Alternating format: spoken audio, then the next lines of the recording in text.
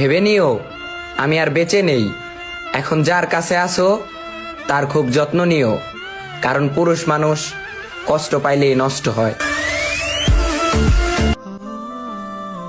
এত যত্ন করে ভালোবাসার পরেও তুমি থাকলে না, কিন্তু তোমার দেওয়া কষ্টগুলো সারা জীবনের জন্য আমার সাথেই রয়ে গেল। তুমি আমার জীবনের সুন্দরতম একটি অধ্যায়। তোমার হাসি যেমন সূর্যের আলো, তেমনি আমার জীবনের চেয়েও বেশি আমি তোমাকে বেসেছিলাম ভালো। আজ তো তুমি তোমার মনে অন্য কারো ছবি আঁকো।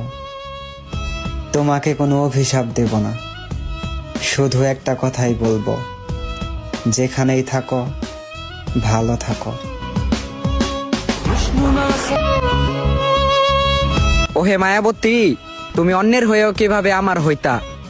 দিতা হাজারো কথা, সময় হইলে সবাই বদলে যায়, এটাই বাস্তবতা।